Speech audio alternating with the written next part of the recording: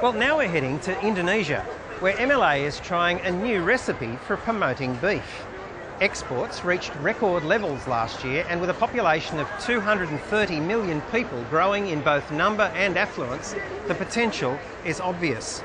To develop this promising market, MLA has launched a new coordinated strategy for beef from both sides of the Australian industry, the live cattle and the boxed beef trades. This enables Australia to work the meat cabinet, whether product from Australian cattle processed locally in Indonesia or imported Australian beef.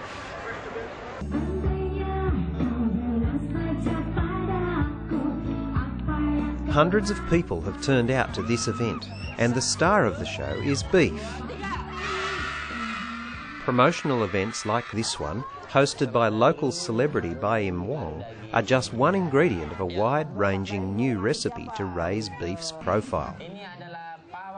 MLA has two quite distinct products to promote: Australian beef processed in Australian abattoirs and Indonesian beef from the Australian cattle that we export live. The achievement of the new strategy is to promote both types of beef without doubling up on the resources required. Indonesia is one of the largest volume markets for meat in the area. It's also a large importer of live cattle. There's a lot of sense in trying to put together the efficiency and generate some efficiencies from both of those programs to increase awareness and grow demand for both products. And there is plenty of room to grow demand.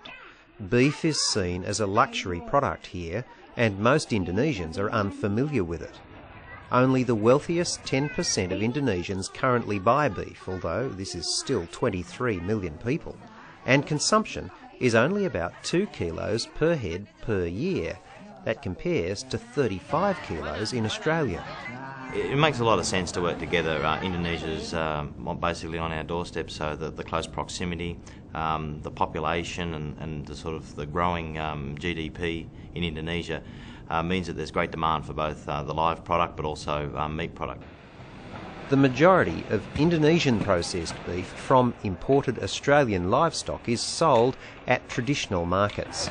It can't be branded as Australian, so MLA has developed the brand Daging Sapi Kita, or Our Beef, so shoppers can make the link to the promotional message about nutrition. In these markets there is little emphasis on presentation or promoting different cuts of beef.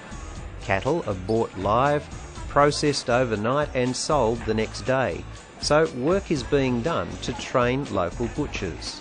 We teach the butchers during the training to be more confident, to increase their skills and knowledge about the product that they are selling, and also it helps them to market their product more professionally to the end consumer. After the training we have a promotion day where we promote the beef. These promotion days are very practical, giving shoppers information and ideas about how to cook beef. They're proving very popular. This program is good. There are a big variety of dishes and I have tasted them. They are really delicious. Nutrition is a key message across the strategy.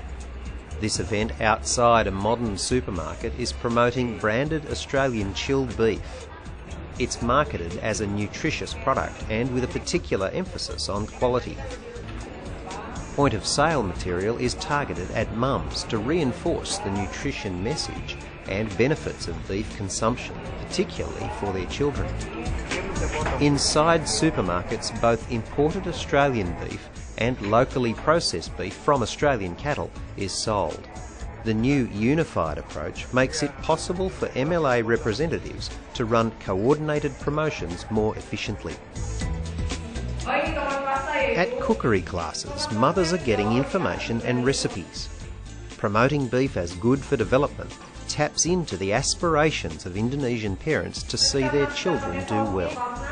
There are also obvious long-term commercial benefits to introducing beef to the younger generation. These classes are helping to clear up a lot of popular myths that beef is unhealthy. Mostly they were thinking steak is full of cholesterol, cholesterol, cholesterol. But now they realize that it's good for their children. There is a lot of nutrition in beef, and the perception is that beef has a lot of fat, but really it doesn't. And the message is proving very successful.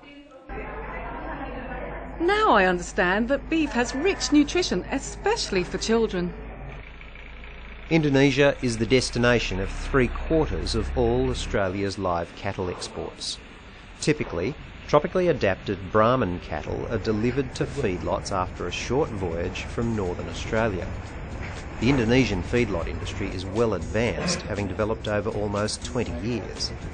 Imported Australian cattle weigh around 300 to 350 kilos on entry, and after around 90 to 100 days are sold to butchers, having value added a further 150 kilos.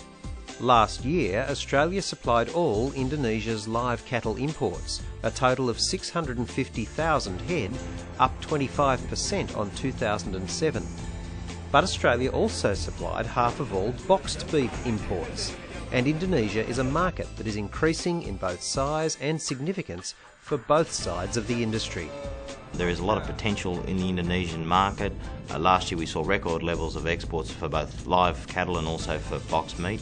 So those two come together, sort of position Indonesia as our rivals our third largest market, being Korea. So obviously there's a lot of potential there for us to work together and build campaigns that increase consumption and in turn results in increased demand for our product. MLA's long-term strategy is to make sure that when this potential becomes reality, it's beef originating from Australia that graces the dinner tables of Indonesia.